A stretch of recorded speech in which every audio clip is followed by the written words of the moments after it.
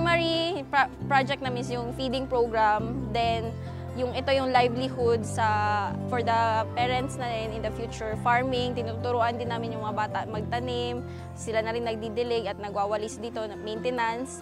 And sa summer, even after the competition, mag-open na kami ng class mismo. So, bali, sila na yung pinakabatang dojo ng King Sword Martial Arts.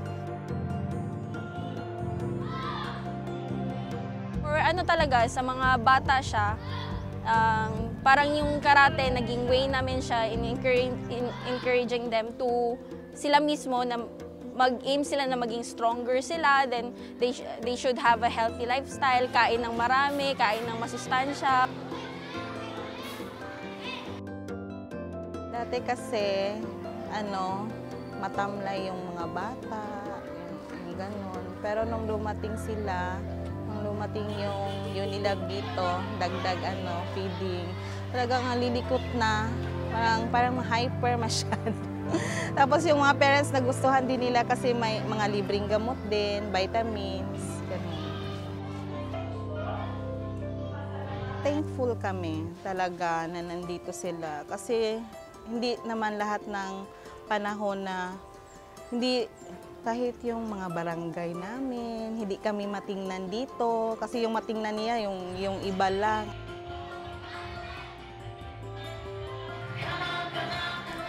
Walang maganda doon, we were able to add another feeding day, which is Wednesday. So we serve hot meal, which is after class. So tinuturuan namin sila ng English. At the same time, nag-feed kami after their class, which is dinner.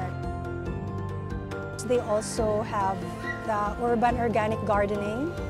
Doon naman gagaling yung vegetables namin, yung talagang makukunin namin sa feeding programs.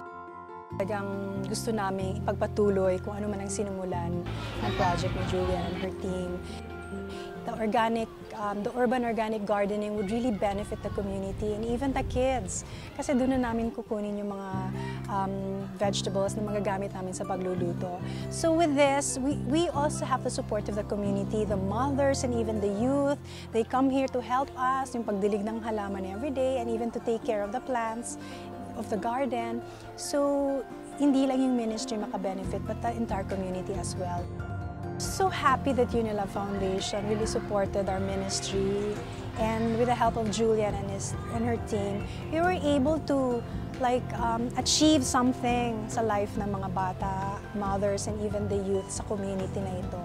And we just wanted to encourage Unilab to continue doing, connect with the same cause, yung mga projects na talagang could help the community.